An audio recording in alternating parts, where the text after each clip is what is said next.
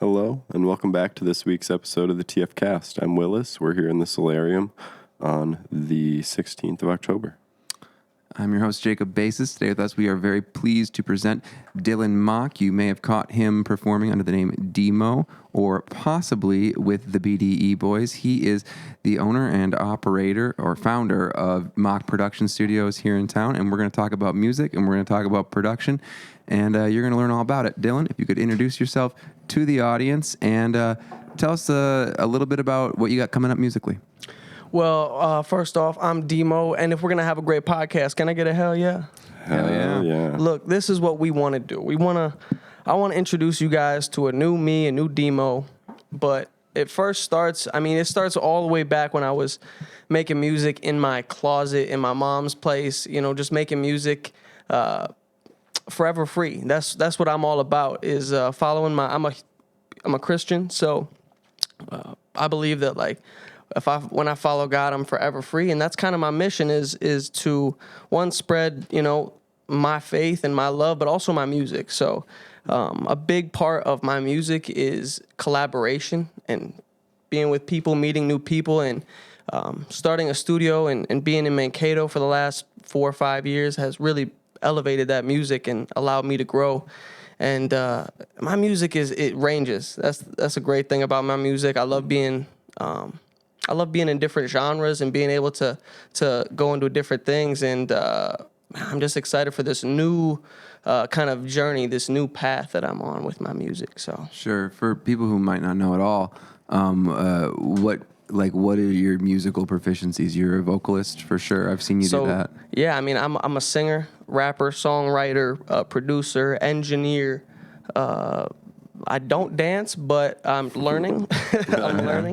But yeah, I do it all. Started making music when I was 14, just writing songs, and 10 years later, or I guess 16 years or 12 years later now, because I'm 26 now currently. I run my own studio, and I've been able to kind of form a collective here in Mankato. It's called F3, or Forever Free Family. It's a bunch of artists who kind of come together, create music, and we're all about positivity and kind of sharing our passion of music and creation with each other. So Sure. I've definitely felt that a little bit talking to some of the people who've come in and out of the studio, because I've wondered, how do they get people in and out of this? And we talked to Alex, Teenage Superman. Yes. And it's it seems like there's kind of a sense of community around the studio, at least, where you're encouraging people to perform and write and advance things. Right. And it seems to be part of how you're doing it. Can you maybe speak a little bit about how that sense of community or family is fostered through both your own work and with the studio? Yeah, that's a great question, because when I started making music, when I was, like I said, 14, in my mom's closet, or in my closet, my mom's room, I didn't have anybody to help me. I didn't have anyone to help me to make music or to collaborate with. So basically it started when COVID hit or whatever. I came back to Mankato, just going to school up in Minneapolis. I went to the Institute of Production and Recording up there. Cool. And I went up there, I pursued music. I was up there for a few years, really kind of starting to make a name for myself. And then the world kind of changed, and I didn't really have anywhere else to go. So I came back to Mankato, and I was with my brother and my dad, and it was around Christmas time, 2021. And it was I have a passion for music. I have a skill in audio engineering, and I really want to help people. I want to be able to be that sense of community that I never had when I started making music. So we started Mock Production Studios, and almost 4 years later, here we are. There's been a couple references you've made to putting together music by yourself in the closet, back in when you were 14 or whatever. What was that process was like? It was really just me, with my friends, kind of like every kind of rapper starts. Or pull up some YouTube beats, let's freestyle, let's kick it, and it stemmed from me. I wanted to start writing songs because I wanted to have the best lyrics. Like, I just have a competitive mindset. And I felt like I always just had like an itch for it, an itch for performing. As a kid, I would, be involved with a lot of like, not necessarily plays, but different like events, putting the skits together, that kind of thing. And I've always wanted to perform. And when I found music, I didn't even really know that I wanted to really do it as a career until I graduated high school. So I was, writing songs, just kind of doing it to myself, showing my friends. And then I went to a kind of a leadership conference called Like It Matters. And that's where I kind of had a real like shift in my life. It's where I really rededicated myself to Jesus, and he showed me my purpose of making music and being able to help people. And so that's what I want to do now, is basically help people make music, help them achieve their dreams, and help like unlock people's potential. Because like there's so much great music in Mankato, and I didn't know that when I first started the studio. I just wanted to do it. I wanted to make use of my degree, and my skills and my passion. But almost 4 years later, having a studio, I've met hundreds of artists. I've been able to tour around the country with these people, and I've been able to really develop a sense of community and family within the music scene around here. And I've been able to meet people, like I said, all across the country. I went to Atlanta last year a couple times and ended up making a project with these people I had just met. We made like 8 songs in 8 days. It was crazy. So like just being able to meet people, connect, and help them like pull out something that they've never done before. Sure. It's exciting. How has that changed your perception of Mankato? Like meeting all of these people and like coming here and discovering. It's crazy. Like when I started making music, like I said, there was no one that I didn't even know about the music scene in Mankato. I didn't really know if there was one. The only thing I really knew is my buddy Exquisite, or Ethan. He's a fellow BDE boy. His brother T-Lie, he goes by T-Lie, was a rapper. Kind of when we were in high school or whatever, and he was around the Mankato music scene, and we kind of looked up to him. So shout out to T-Lie. And that's kind of really the only real like example of a local music that I was exposed to. And then, being, like I said, coming here and just seeing the amount of people over the years that are doing music and want to pursue music is incredible. I totally agree with you. Mankato has like a really vibrant music scene, and there's a lot of it. One thing I will say about Mankato is that geographically, it is kind of like difficult to see unless you're looking for it. Like you have to decide one day, like, oh, I wonder what's going on in the music scene here, and then you can actually find that there are, a number of different scenes around here that you can choose to pay attention to. And like, it's always interesting to me to have different kinds of musicians on here, or like you having your own production company. I've probably dealt with people who we've never dealt with because we're just working in slightly different spaces. And like, be like, I make it my business to pay attention to this every single day, and I still don't know what's going on. Like it's impossible. And like I guarantee you, we could play Stump the Band with one another if we just tried to name people we didn't know, and we're working in the same spheres here. So I just think that's really cool. Yeah, there's a lot going on. I mean, and right now you even think about, certainly Mock Production Studios and the BDE Boys with Andy and you really being a huge part of that hip hop scene in Mankato right now, and like being the crew that's holding down for that community. Because it has been different over the years.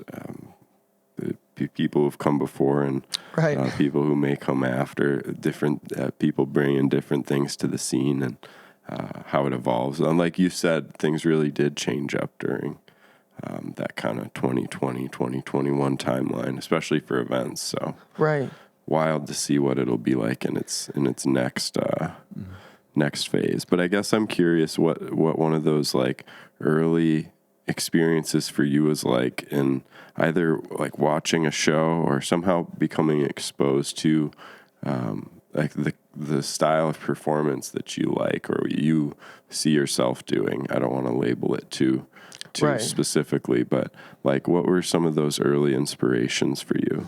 Man, I think like it really ranges for me because I love all kinds of music. You know, Yeah. I have recorded like literally all kinds of music from a mother harp trio or whatever from a polka band with a bunch of guys, from rappers to singers. I love it all. But me personally, my style, I love like the infusion of old school like boom bap rap, kind of that lyrical flavor mixed with like pop infused sounds and melodies. So my inspirations early on were like Lil Wayne. I loved Biggie, Tupac, Nas. Like rappers wise, that's kind of what I looked to. And then moving into high school, I was into the J. Cole's, Kendrick's, Logic's. And then from like a singing standpoint, I love Linkin Park. They're my favorite band of all time. So Chester Bennington was someone that I really looked up to. I also really love the artist. He goes by John Bellion. He's a huge artist who is an inspiration to me just because of his production style. Like one thing, when I started wanting to make beats when I was I graduated, and with my graduation money, I bought my first computer, my laptop, and that's when I started making beats. And I was watching YouTube beats on how to like make stuff. I didn't know what I was doing. That's when I made my first album, Forever Free. That's where that comes from. And I was just watching him like make beats on a beat pad, and I was like, what is this? What is going on? I was so enamored by his process, and it just made me want to, jump into the production and the beat making part of it. So, and it's evolved so much over the years. Like at first I only was trying to rap. Like I didn't really know I could sing. It wasn't until like one day I was working at Target up in Minneapolis, and I was just singing to myself in the back room, and someone from HR is like, "Oh wow, you got a good voice." And I was like, "Really?" Like I didn't really believe him at first, but I quit. I'm done. and literally like that's kind of, and then from there I just started using my voice more and really started getting into a different style. I started singing and doing more pop music, and I feel like when I really discovered my voice was my I call it my debut single, because it's like that first song that I really like think that is like at a different level, which is my song 17 that I dropped in 2022. That song was like a flip or a switch that flipped for me almost in terms of like what I can do with my vocals and the production style. And ever since then, I've started adding in different kind of blends. Like when I go to the BDE Boys, I basically just say like, whatever we want to do, let's go crazy with it. Whether it's starting with like our kind of more boy band vibes to our hip hop stuff to our new stuff that you guys, it's like all EDM. Like I'm talking like EDM rave festival type stuff. You guys got to be so ready. this is unreleased stuff since that last show that we had with. Yes. Well, maybe I don't know if this is in the same vein, but like I don't remember if it was like the very first thing you said on camera or it was right before you said this is a new D.MO, like there's some kind of rebrand happening. Yeah. Is that part of that? Do you want to? Oh, it's definitely part of that. For me, like the style of music and the way that I'm kind of attacking it. When I say new D.MO, I don't mean that I'm changing who I am, but it's a change in my perspective and also how I use my own talents. With the BDE Boys, for example, like we've really kind of like blended our sounds, but now like with this new like EDM kind of like rave type of style, like we're all kind of pushing our boundaries and just doing something new. Another example of that is a single that I just dropped with my buddy Odd Cole, also my roommate. Shout out Odd Cole. He's got this project coming up, but we released this song called End of Days. And this song is something completely different. It's like punk, crazy scream. It was the first song that I was able to get like a Chester Bennington grunge sound in my vocals. So just being able to like push myself and my boundaries, and then with like my own stuff that I'm coming out, like I said, it's gonna range from EDM like hyper pop, but then I also, like I said, like that boom pop sound. I call it boom pop, boom bap rap and pop, because I like the old school, but I like the flavor too. So Yeah. And a lot of my inspiration, it definitely comes from my dad growing up, because he showed me he was the one that showed me like blues music. He showed me stuff from like Biggie, Tupac, all the way back to, like the Beatles and Rolling Stones, and having like just a whole bunch of different flavors. So I'm excited to just show a little bit more about who D.MO is. And because I haven't really had that opportunity, I've been really focused on helping the community, and which I'm still gonna do. But just helping other people, helping the BDE brand kind of get out there. But I'm ready to start showing people who D.MO is. Well, maybe it'd be a good time to contextualize what it is for the studio in general. What is there? I haven't been in your space, so I don't actually know what you got in terms of like services offered. Right. So the studio is in. I basically do mixing, mastering, recording. So people come in. It's a lot of rappers, singers, acoustic, guitar players, things like that. But you mentioned even harps and some alternate, like some polka, interesting bands. Cool. Anything. I'll take it all. I love it. I love collaboration. I actually just had a session the other day with a voice actor. He's doing like commercials and getting into that kind of thing. So, but literally, I just want to collaborate. So if an artist wants to, whether they're starting out or they're maybe thinking about giving it up and quitting, I want to be able to be that person that pushes them to want to keep going and to want to keep pursuing their passion. I've had so many people come to me and be like, I was going to give up music. And then after the sessions with you and the product that we got, I have a reinvigorated passion towards music. Sure. So these people are coming in with the energy of like, I want to get this recorded so I can stop. Right. Either I haven't been able to record this, or I've recorded it before, but it just wasn't it, or I am about to give up music. Let's just give it a shot, throw something at the wall and see what happens. And it's insane to me to think that I've been able to have that impact, because it's not what I started. I just want to help people. I want to help people make the music, and to hear that, like my roommate Odd Cole, he was one of the first people that I met when I opened up my studio on the opening day, and he didn't even know if he was going to keep doing music, and here we are. He's a BDE boy, and we're here, and we're still doing it. So. Yeah. What's that experience of like working with someone like when someone is, like at Mock Production Studios, are like it's like a creative hand in hand thing, and I'm kind of drawn heavily from the interview we did with Alex, right? Where he talked about going over things with you, and he seemed to have a very positive experience. So I guess I would like for you in this question to like talk about what it's like for you to work with a client. Right. Well, first thing I do when I bring in a client and meet them is do exactly that, is meet them. I want to develop like a relationship and a chemistry, because I know that like bringing someone your music you don't know in a place you're not familiar with, really uncomfortable. Like, it's stressful. I've been in that position. I'd go into studios in Minneapolis and it would be a very transactional, like, I'm giving you money, but you're not really invested in my music. And so what I want to do when I work with clients is develop that relationship, that connection, so that when we do get to the actual recording process, they can trust me with their art and their vision, and then I can, push them to be the best that they want to do. I'm like I said, I'm huge on collaboration, and like my whole thing is like, I'll throw something out there. I don't know if it's going to be right for the song. Like, I'll leave that up to you as the artist, but I'll definitely give you my thoughts. Like, if I think this is right, if I think you could do better on this.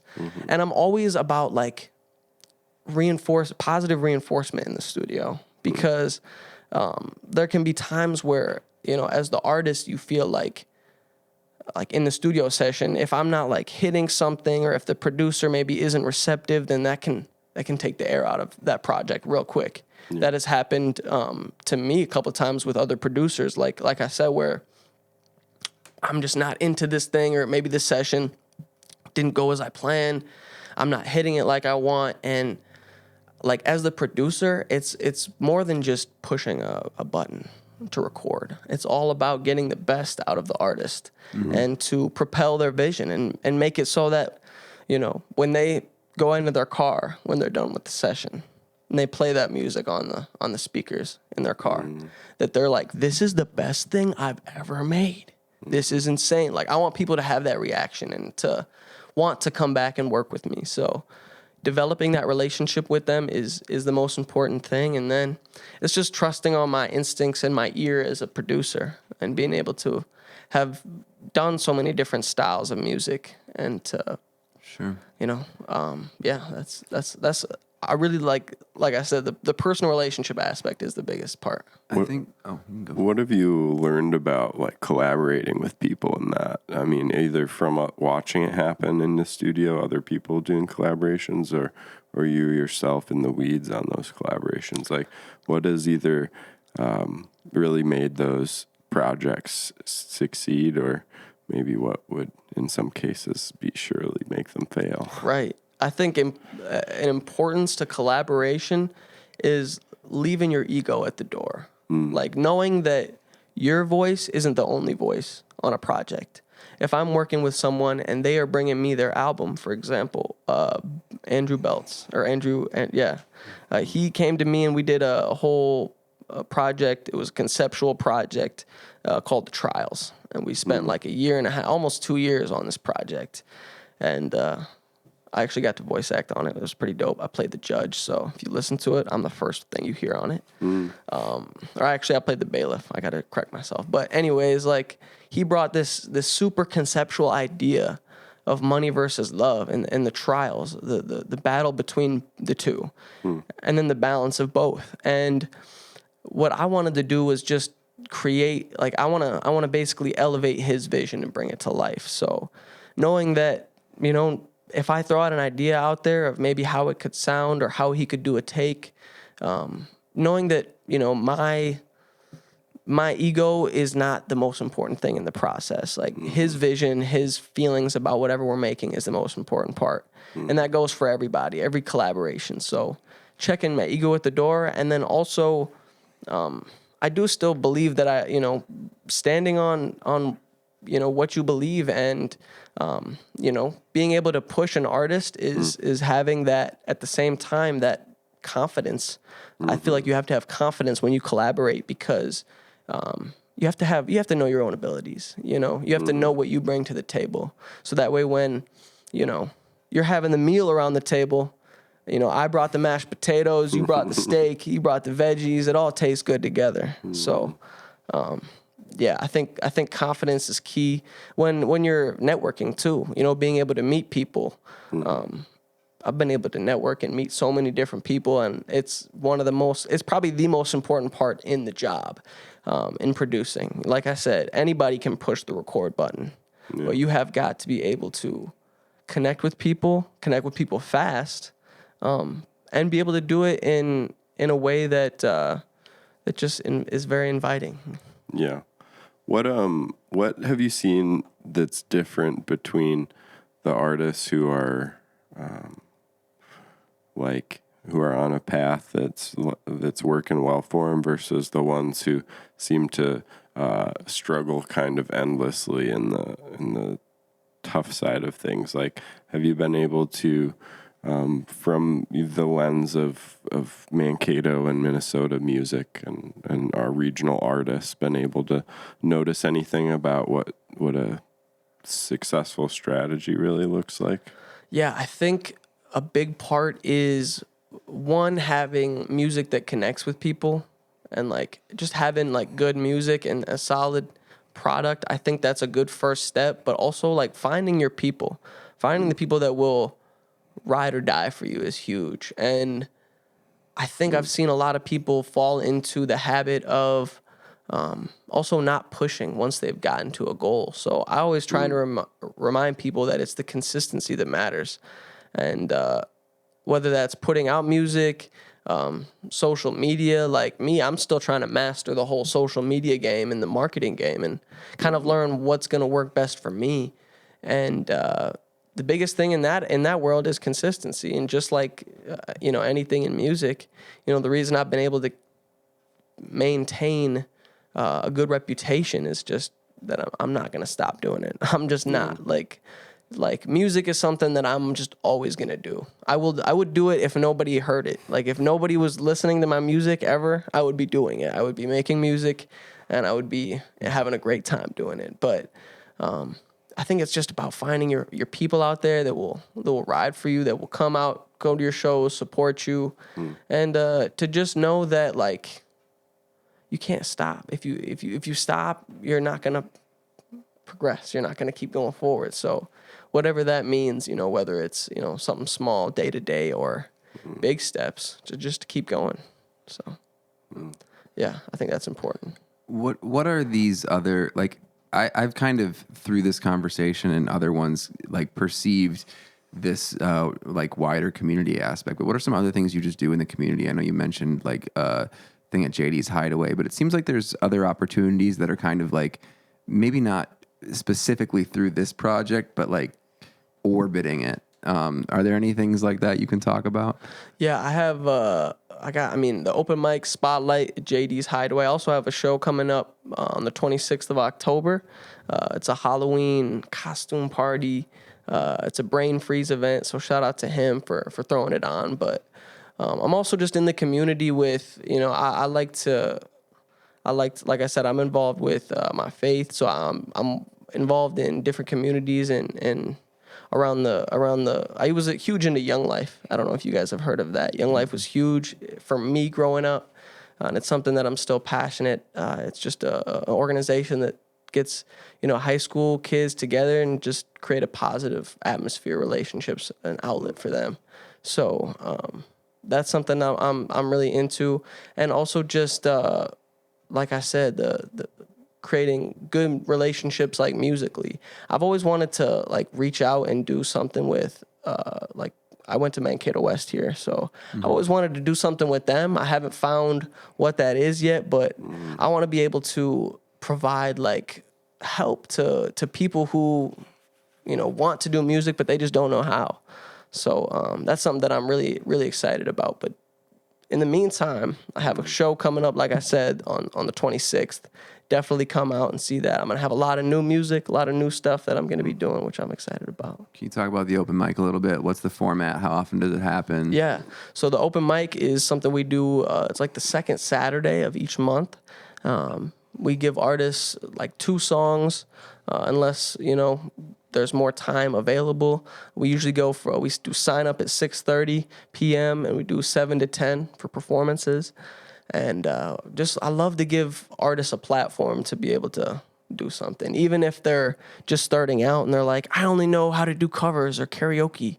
Like being able to be that platform to maybe push them to, okay, I want to maybe pursue music because I had this platform where they're super positive. It's a bunch of musicians who support each other already, and that could just eventually be the bridge to, connect with more music and create that community. Like I said, I think that's really important. I bartended at a open mic event for a long time, and it was formative for a lot of people to get on stage for the first time, or really like they decide they can see themselves up there, or it just pushes them further to be like, I can like share this thing that I've been doing. And like in my personal life too, I just can't say how like important like the like practice of music that I mostly keep to myself is to me. So I think it's really cool that like you have such a strong motivation to encourage people, because I think music, whether or not it is marketed, is one of the like best and like most healthy things we can do as humans.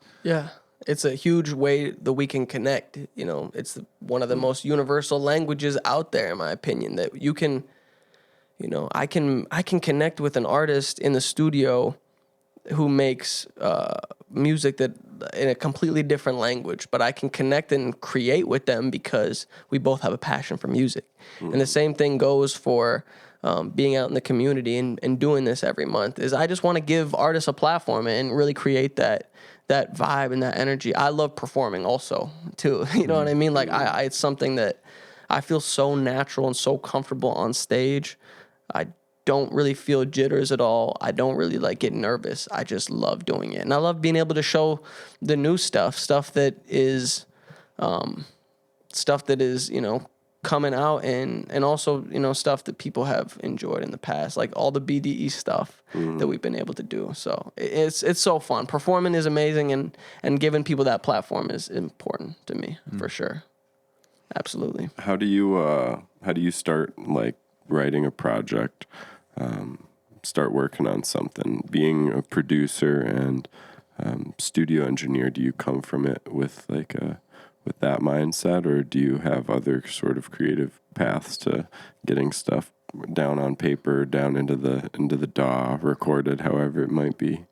Yeah, I think for me, like my process, and it's an interesting one because I am like a lot of artists, I am my own worst critic. You know what I mean?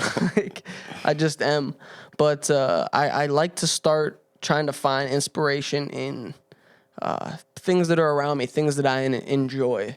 And I've started to learn to really tap into, you know, my own interests and involve that into my music rather than trying to create something that, you know, sounds a certain way or that other people will like. Because I think that's super important to just, whatever you're doing, whatever you're creating, make sure that you like it. Because that's like, at the end of the day, that's really all that matters. Like that's something I took from Rick Rubin. Like he's a huge influence in me and just the mindset that I have as a producer, because he says that, you know, the audience doesn't really matter in the creating stage. Like make something that you like and that you're passionate about.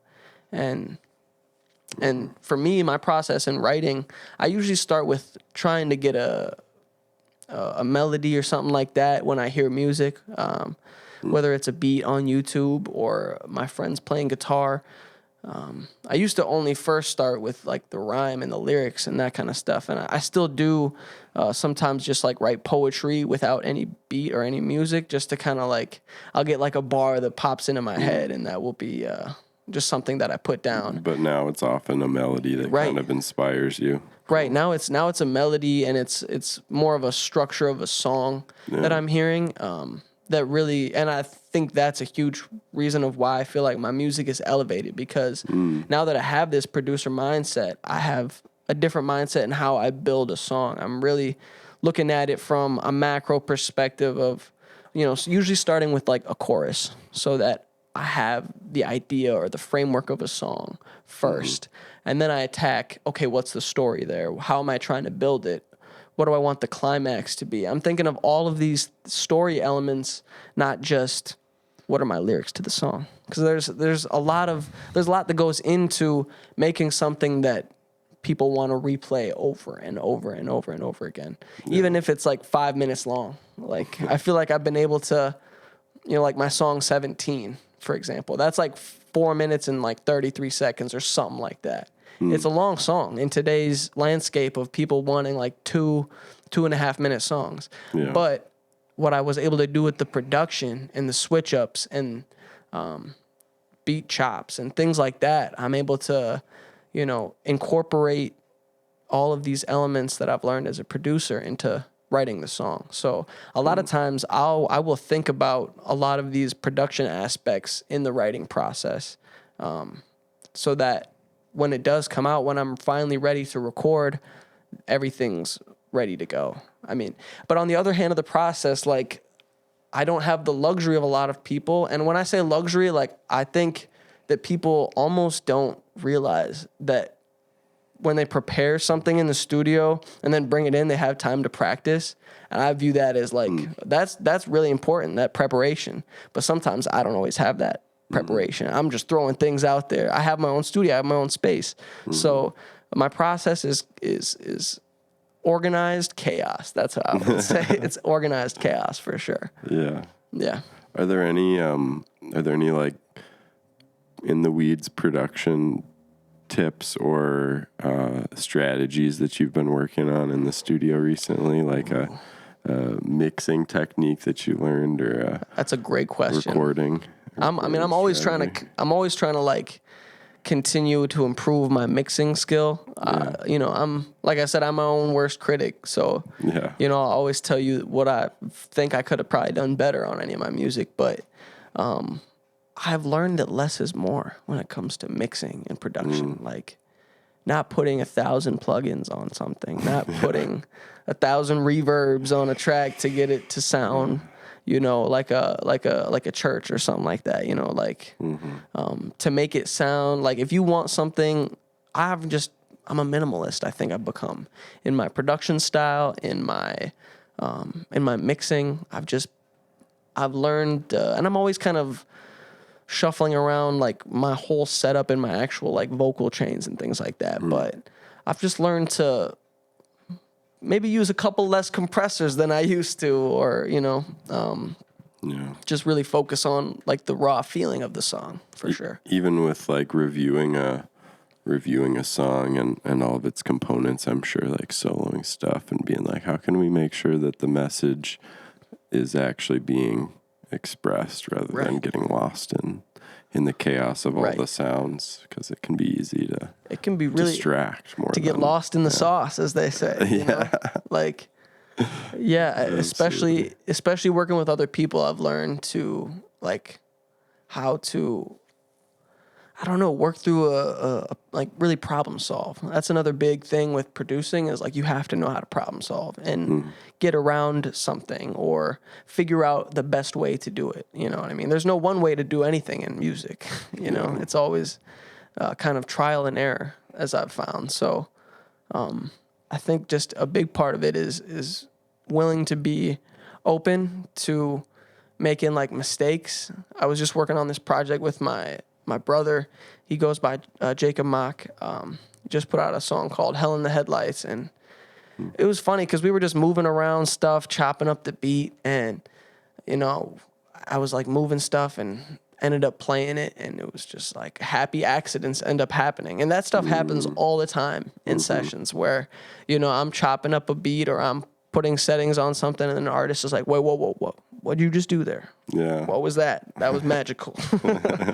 And so, yeah, that's one of the fun elements about the production and mixing process, is all trial and error. Like, I know what I'm doing, but I really don't until I hear what I like. So you got to be open to what might come. Right. You have to have that open mind in the stew, for sure. Yeah. So, for stuff coming up, we've got a show on October 26th. Yes. We've got upcoming music that people can catch on streaming platforms. And yes, look me up. I go by D.MO, D.MO on all platforms. I got some new stuff coming. I'm telling you, it's. I've dropped a couple different singles this year, rotation, with my other BDE Boys. A song with Caleb Gamson called Doses. And then I have some more new singles. I think for the rest of this year, it's really going to be all singles from D.MO or EPs. Just keeping it, being able to, again, show them different sides of what I do before showing them a real cohesive piece. And hopefully, you know, when that comes 2025, hopefully I can come back and share that with you guys. But a couple different singles I have coming out. Runway Girls, it's called. It's like a hyper pop anthem. It's just a real banger. It's with my friend Jacob G. That's coming out. Emerald Voyage, that's another one I have coming out with my buddy Third Degree. So, like I said, Therapy with Johnny Sudan. That's another single I've had for a minute just sitting in the bag. As a producer and an artist, like I said, I really, for the last few years, I've focused more on the producing and just kind of building up, honing my craft. And I'm excited to start now, put out a lot of that stuff that I've made, and then be able to shift into this new kind of era of, you know, some conceptual ideas, some projects, some full-length stuff that I have coming out that I'm really excited about. So a little bit of a tease, but a little bit of a, you know, here's something coming. A lot of new stuff coming. I'm excited. Cool. Well, you know, awesome. I can't say I haven't wondered. You know, like we've set up and pulled down this podcast a few times, and you know, postulated about what might be going on. Like, you know, what are these guys who are, you know, in our similar thing? Like, how are they doing things? How are they doing Right. that? So it's cool to get pull the curtain back and, you know, see how someone who's, you know, working in a little bit of the same spaces. And I think that a lot of the community stuff, from what I've heard just from people like actually coming out of the studio, I think you got a good thing with your ideas about Mankato there too. Like, this is like a city that acts like a small town. You know, we got that Right. metro status, but like it's not big enough to be going around burning bridges. Like, if I had one lesson for people trying to break into the arts here, it's like, you know, just wait a minute on all those bridge burnings. Right, So. right. And I mean, my dad told me growing up, it's all about who you know. Like, and that has always stuck with me because I always want to create good, lasting relationships with people and connections. And like, that community aspect is so important. Like, in Mankato, it's a network, and I feel like it's small enough to where, you know, we can all support each other, unlike people in a big city can or do.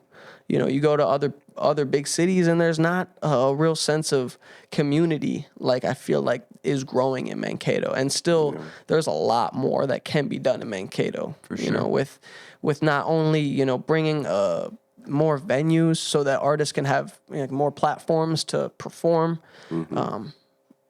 Got people like you guys who are, you know, shedding light on the local talent. Like, I love what you guys do because, you know, you never know. Like, if you scroll on TikTok, see a video of someone you might not or you might not know, and boom, now you're their biggest fan. So like, I just think like the connection aspect of what we do and being in Mankato is so important. I'm excited to keep growing. Well, how do they do it? How do people, like, let's do plugs, figure out how do people support you? How do they find you physically? Look me up on all social platforms right now. D.MO go dumb. D.MO go dumb, because that's what I do. So look me up on all platforms, or you can look up Mock Production Studios if you're looking for some studio time. Hit me up. I'm real easy to get a hold of. Just text me. I don't really like to do anything fancy. Just call me, text me. Let's get to work. Let's do something. And then also shout out to the BDE Boys. We did some great stuff in 2023, kind of been taking a hiatus in 2024, just making great music for everybody. And it's going to be an incredible 2025. But don't go anywhere just yet, because 2024, we still got to end it out with some great stuff. So, D.MO go dumb on all platforms, or on all socials, and then look me up on Spotify, Apple, wherever you.